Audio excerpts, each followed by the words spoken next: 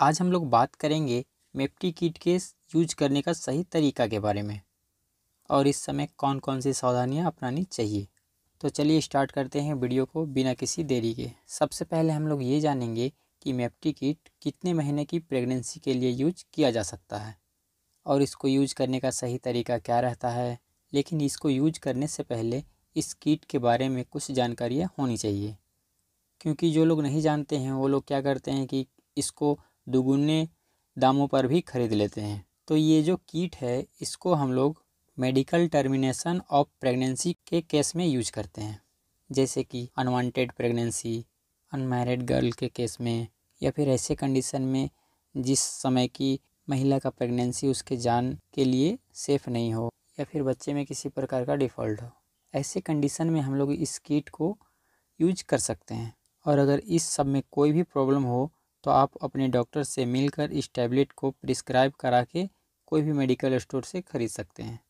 अब हम लोग ये बात करते हैं कि इस टैबलेट को कितने महीने के प्रेगनेंसी के लिए सेफली यूज किया जा सकता है। ये टैबलेट 30 दिनों से लेकर के 50 दिनों के प्रेगनेंसी के लिए सेफली यूज किया जा सकता है। प्रेगनेंसी के दिन को हमेशा LMP डेट से काउंट करना होता है।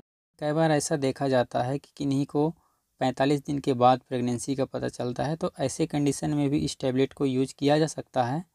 उस कंडीशन में 65 दिनों तक के प्रेगनेंसी के लिए इस टैबलेट को यूज किया जा सकता है, लेकिन उसके लिए एक बार डॉक्टर से कंसल्ट कर लें, क्योंकि टैबलेट लेने का प्रोसेस कई बार उसके हिसाब से चेंज किया जाता है। लेकिन अगर कोई इस टैबलेट को 65 दिनों से ज़्यादा की प्रेगनेंसी के लिए यूज करता है तो ये काम नहीं करेगी। ऐसे कंडीशन में यूज करने से पूरा क्लियर नहीं होता है और कुछ प्रेगनेंसी के पार्ट्स यूट्रस में रह जाएंगे। इससे महिला में ज़्यादा तेज़ ब्लीडिंग हो सकता है, पेट में बहुत ज़्यादा दर्द हो सकता है, चक्कर आ सकता है। अब हम लोग ये डिस्कस करेंगे कि इस किट को कैसे यूज करना होता है। वैसे तो इस किट को यूज करने का बहुत से तरीका है, लेकिन आज हम लोग वैसे तरीका को जानेंगे जो सबसे सेफ और कारगर होगा। लेकिन इस किट को यूज करने से पहले जो सबसे ज़रूरी है कि आप लोग को ये श्योर करना होगा कि जो महिला इस किट का यूज करेगी उनके अंदर हीमोग्लोबिन का कमी नहीं होना चाहिए। अगर उसके अंदर हीमोग्लोबिन का कमी भी है तो कम से कम 10 ग्राम हीमोग्लोबिन होना ही चाहिए। ऐसा नहीं कि किसी का हीमोग्लोबिन 7 या 8 है और इस किट को यूज कर लें। और अगर कोई महिला हीमोग्लोबिन पतला करने वाली कोई टैबलेट ले रही हो तो उस कंडीशन में भी ये 5 दिन पहले से वो टैबलेट बंद कर लें। अब हम लोग जानते हैं कि इस किट को कैसे यूज करना होता है। इस किट में 5 टैबलेट होती है। जो कि बड़ी टैबलेट है वो है मीफेप्रिस्टोन, जो कि 200 mg की है, और उसके नीचे जो 4 टैबलेट होती है वो है मिसोप्रोस्टोल, जो कि प्रत्येक टैबलेट 200 माइक्रोग्राम की होती है। तो इसमें से जो बड़ी वाली टैबलेट है मीफेप्रिस्टोन की, वो सुबह के समय हल्का नाश्ता के 1 घंटा बाद लेना होता है, जो कि पानी के साथ लेना होता है। जैसे कि मान के चलिए अगर आज खाना है तो अगर सुबह 8 बजे नाश्ता कर लेते हैं हल्का कोई भी नाश्ता, तो उसको टैबलेट को 9 बजे लेते हैं। उसके बाद 48 घंटा के बाद, मतलब कि परसों, इसी तरह से हल्का नाश्ता के 1 घंटा बाद मिसोप्रोस्टोल की 4 में से 2 गोली जीभ के नीचे रखनी है। जैसे जैसे ये टैबलेट घुलेंगे आपको चौक जैसी टेस्ट आ सकती है। ये टैबलेट घुलने में लगभग 25 से 30 मिनट टाइम लेता है, और टैबलेट के घुलने से जो सलाइवा होती है उसको अंदर लेना है, उसको निगलना है, और इसके बाद जो 2 टैबलेट बचा हुआ है उसको अभी से 3 घंटे के बाद इसी तरह जीभ के नीचे रखना होता है। प्रोसेस इस बार भी सेम होता है। कुछ डॉक्टर आपको एक साथ 4 टैबलेट जीभ के नीचे रखने के लिए बोलते हैं। कई बार देखा जाता है कि ओवरडोज की वजह से एक साथ लेने से वोमिटिंग होने की संभावना होती है, और कई बार डॉक्टर द्वारा 4 टैबलेट जो कि मिसोप्रोस्टोल का है उसको खाने की बजाय वजाइना में रखने की सलाह देती हैं। ये तरीका भी काम करती है, लेकिन कई महिलाएं इसको प्रॉपर नहीं रख पाती हैं, जिससे कि पूरी तरह इसका रिजल्ट नहीं मिल पाता है। और एक बात जो कि ध्यान में रखनी होती है कि अगर कोई टैबलेट आप जीभ के नीचे रखे हुए हैं और वैसे कंडीशन में अगर वोमिटिंग हो जाता है तो उस टैबलेट को दोबारा लेना होता है। अब एक क्वेश्चन आता है कि आप कैसे जानेंगे कि जो प्रोसेस चल रहा है ये नॉर्मल है या एबनॉर्मल है। तो देखिए, जब आप पहली बड़ी टैबलेट लेते हैं तो इस टैबलेट से ब्लीडिंग स्टार्ट नहीं होता है। बहुत बार पेशेंट बोलते हैं कि सर ब्लीडिंग स्टार्ट नहीं हुई है, तो पहली बड़ी गोली से ब्लीडिंग स्टार्ट नहीं होता है। हालांकि कुछ केसेस में ये देखा जाता है कि पहली गोली से भी ब्लीडिंग स्टार्ट हो जाता है। अगर ब्लीडिंग स्टार्ट हो जाए तो भी बाकी के बचे सारे टैबलेट इसी प्रोसेस से लेना होता है, जैसा कि आप लोग को अभी बताया गया है।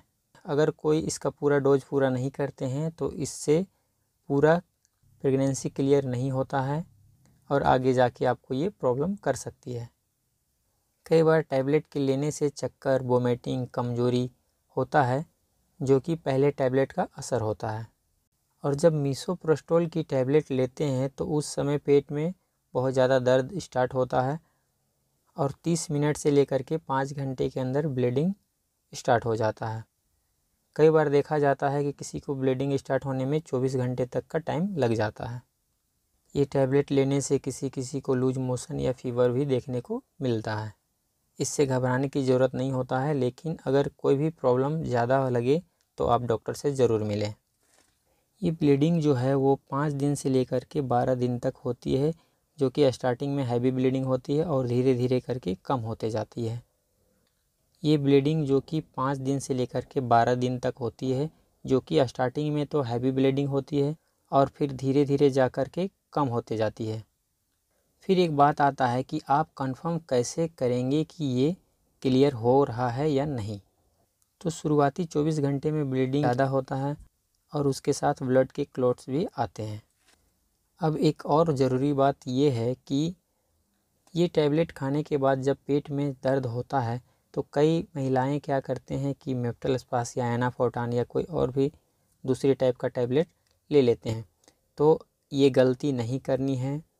इस टाइप का टैबलेट से क्या दिक्कत होता है कि इससे उस टैबलेट का थोड़ा असर कम हो जाता है, जिससे कि आपका प्रेगनेंसी क्लियर होने में दिक्कत हो सकता है। तो बात आता है कि अगर बहुत ज़्यादा दर्द हो तो उस कंडीशन में कौन से टैबलेट ले सकते हैं। तो अगर बहुत ज़्यादा दर्द हो तो उस कंडीशन में आप ब्रूफेन का टैबलेट 400 mg का ले सकते हैं, या फिर किसी तरह का और दिक्कत लगे या दर्द कम ना हो तो आप एक बार डॉक्टर से ज़रूर कंसल्ट कर लें।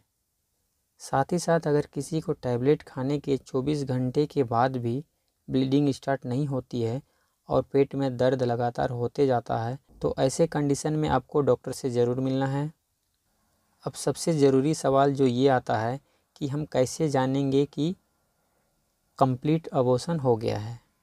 तो इसके लिए 14 दिन बाद एक अल्ट्रासाउंड करवा सकते हैं, या फिर अगर अल्ट्रासाउंड नहीं करवा पाएंगे तो 21 दिन के बाद एक यूरिन से प्रेगनेंसी टेस्ट कर सकते हैं।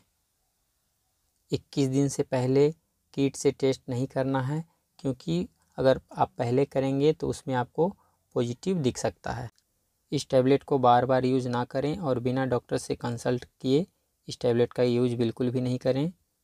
और एक क्वेश्चन ये भी आता है कि क्या ब्रेस्ट फीडिंग महिलाएं इस टैबलेट का यूज कर सकती हैं।